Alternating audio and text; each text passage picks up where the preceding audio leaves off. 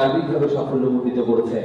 আমি আর শিবম শুধু অনুষ্ঠান পরিচালনা করেছি, কিন্তু পেছন থেকে প্রত্যেকটা অনুষ্ঠানটার A to Z শুরু থেকে শেষ তাদের জন্যই সাফল্যমণ্ডিত হয়েছে। আমরা সত্যি কৃতজ্ঞতা জানাই। অসংখ্য ধন্যবাদ সুযোগ লাগে।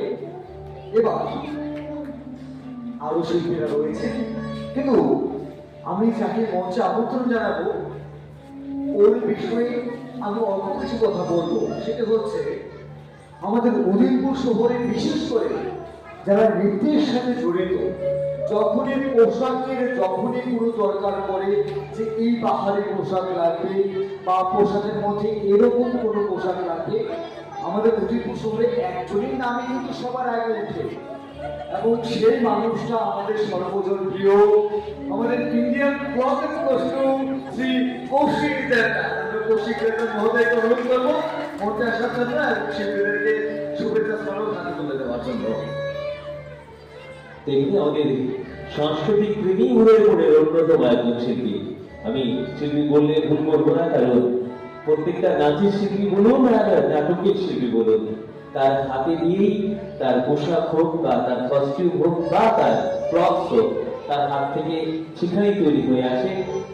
এবারে সেই কৌশিকের হাত ধরে আমাদের সেই শিল্পীরা আজ এই অনুষ্ঠান মঞ্চে তাদের শুভেচ্ছা স্মারক পাচ্ছে ঝলক ডান্স একাডেমির পক্ষ থেকে।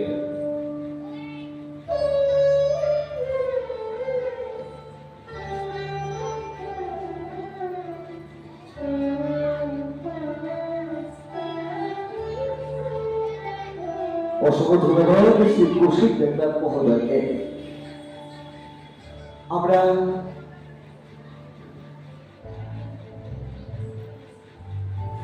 উদয়পুর সাংস্কৃতিক মঞ্চ এবং উদয়পুরের শহরের যে সাংস্কৃতিক দল, আমরা কখনো কারোর কৃতজ্ঞতার স্বীকার বলতে আমরা দ্বিধাবোধ করি না, এবং আমরা সতর্কে বলি আমরা উদয়পুরের মানুষ।